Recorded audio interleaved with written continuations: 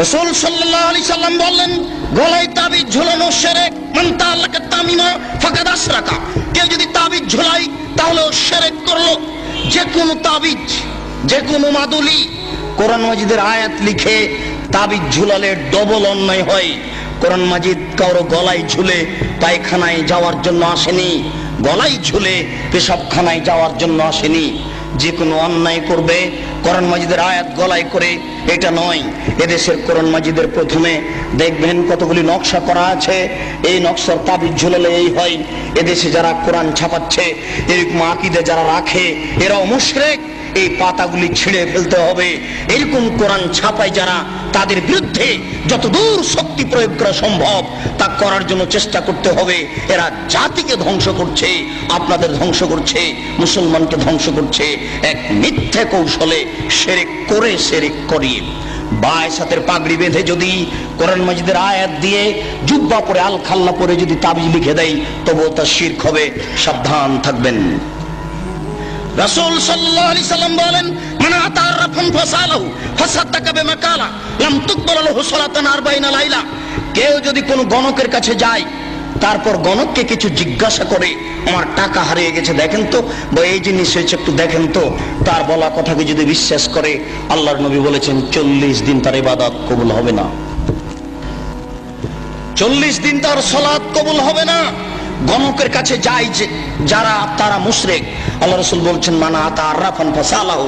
কেউ যদি গণকের কাছে আসে, এরকম লোকের কাছে আসে, ভাগ্য পরীক্ষা করে, তার হারিয়ে যাওয়া জিনিসকে জানতে চায়, তাহলে ও কোরআন মাজিদকে অস্বীকার করলো, মুহাম্মদ সাল্লাল্লাহু আলাইহি সাল্লামকে নাকচ করে দিল, ও যেন নবীকে অস্বীকার করলো, কোরআন মাজিদকে অস্বীকার করলো। মহা পাপী, বড় পাপী যারা এরকম করে, যারা গণকের কাছে যায়, তারা বড় মুশরিক। সাবধান থাকতে হবে। রাসূল সাল্লাল্লাহু আলাইহি সাল্লাম বললেন, মান হালাফা লিগাইরিল্লাহ ফাকাদ আশরাকা। কেউ যদি আল্লাহ ব্যতীত অন্যের নামে কসম খায়, তাহলে শিরক করলো। কেউ যদি আল্লাহ ব্যতীত অন্যের নামে কসম খায়, তাহলে শিরক করলো। কেউ যদি দুই চোখের কসম খায়, তাহলেও সে মুশরিক। কেউ যদি মায়ের কসম খায়, তাহলেও সে মুশরিক। মায়ের কসম খাওয়া যায় না, কোরআন মাজিদে হাত রেখে কসম খাওয়া যায় না, মসজিদে ঢুকে কসম খাওয়া যায় না, ছেলের মাথায় হাত রেখে কসম খাওয়া যায় না, ছেলের মাথায় হাত রেখে কসম খাওয়া শিরক। এইভাবে হাত চালিয়ে ভাগ্য পরীক্ষা করা শিরক। টিয়া পাখির মাধ্যমে ভাগ্য পরীক্ষা করা শিরক। হাতের দাগ দেখে ভাগ্যের কথা বলা শিরক। রাত্রে ঘরের আবর্জনা ঝাড়ু দিয়ে বাইরে নিক্ষেপ করা যায় না, এই মন্তব্য শিরক।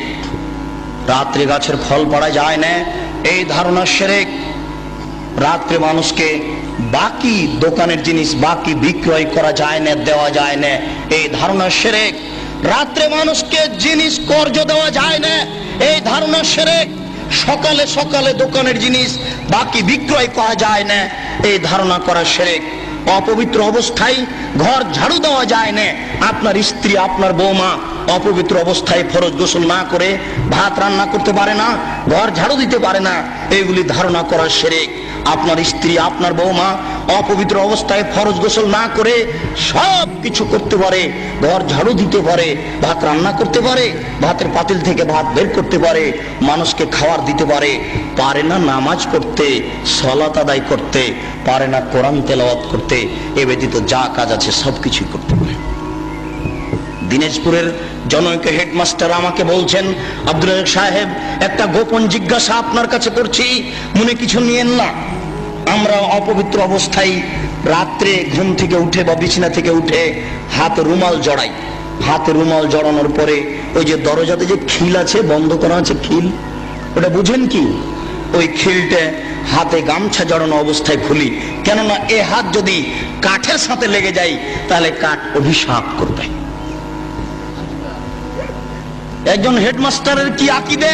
তারপরে বললেন, এই যে বাড়ির বাহির পর্যন্ত, স্যান্ডেল পর্যন্ত চকি থেকে নিয়ে এখানে চটছালা বিছিয়ে রেখেছি, অপবিত্র অবস্থায় যদি পা মাটিতে রেখে দিই তাহলে মাটি অভিশাপ করবে, এই জন্য বিছান থেকে স্যান্ডেল পর্যন্ত চটছালা বিছিয়ে রেখেছি, চটছালার উপর দিয়ে গিয়ে স্যান্ডেল পরবো।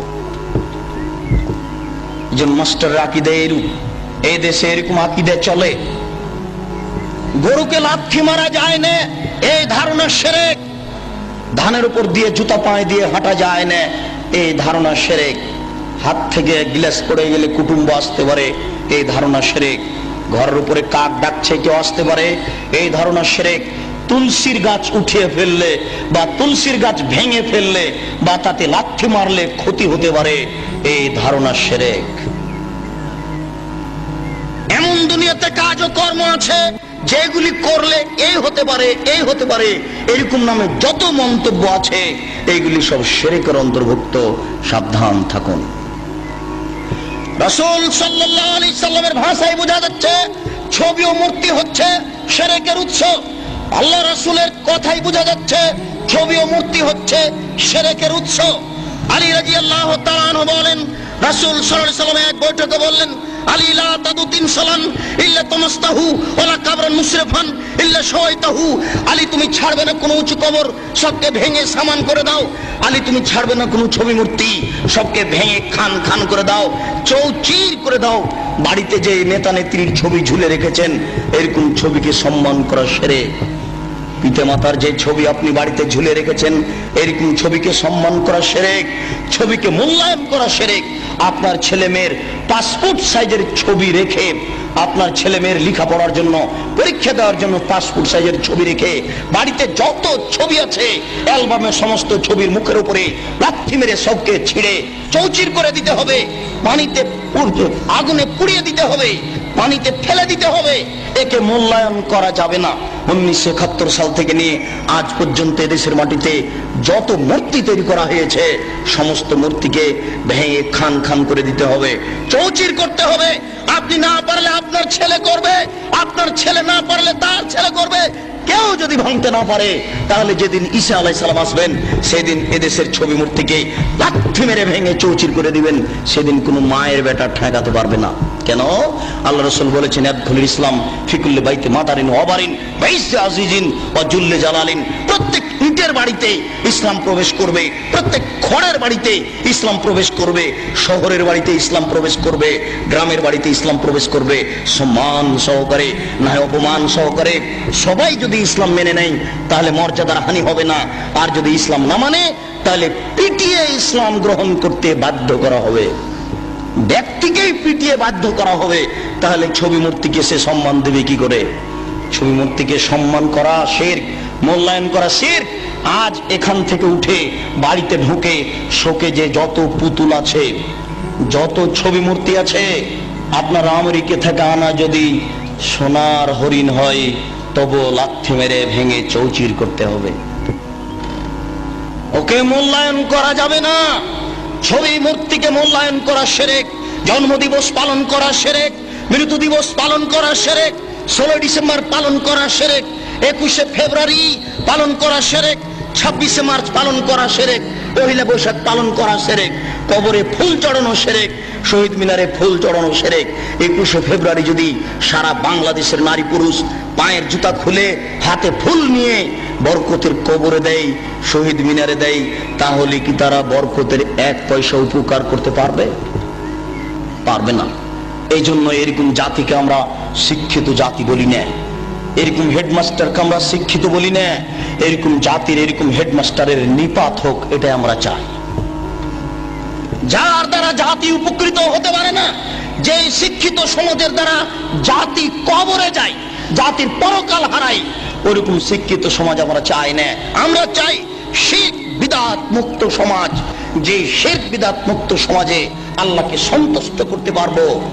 অনেক সময় পাপ করলেও আল্লাহ ওরকম অসন্তুষ্ট হন না। শিরক করলে,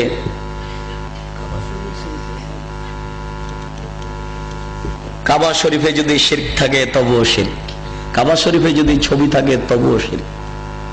পৃথিবীর যেখানেই ছবি থাক না কেন অবশ্যই তা শিরক। যেখানেই থাক না কেন, কাবা শরীফের ছবি মূর্তি ছিল, অনেক মূর্তি ছিল সেখানে।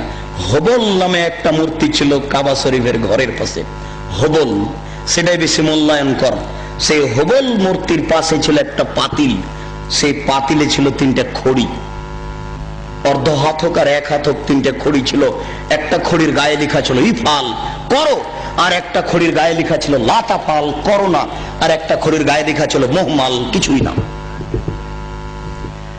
তারা ছেলে মেয়ের বিবাহ দিলে বা কোনো সফর করতে চাইলে বা কোনো পদক্ষেপ কাজের গ্রহণ করতে চাইলে ওই পাতিলের ভিতরে হাত ঢুকিয়ে খড়ি বের করত। যদি ওই খড়ি বের হয়েছে যাতে লেখা আছে ইফাল করো, তার মানে হবল মূর্তি বলে দিল এ আল্লাহ নকল আল্লাহ নাউজুবিল্লাহ বলে দিল যে তোমরা কাজ করো, আল্লাহ বলে দিল করতে, এখন তারা করবে নাউজুবিল্লাহ। যদি ওই খড়ি বের হয় যাতে লেখা আছে লা তাফাল করো না, এখন ওদের নকল আল্লাহ বলে দিল যে এই কাজ করতে হবে না, মেয়ের বিবাহ দিতে হবে না, তাই তারা করবে না। তারা যুদ্ধের মাঠে জয়ী হলে বলতো উল হবাল, উল হবাল, এ হবাল তুমি সম্মানী, তুমি জয়ী, তোমাকে আমরা মূল্যায়ন করি।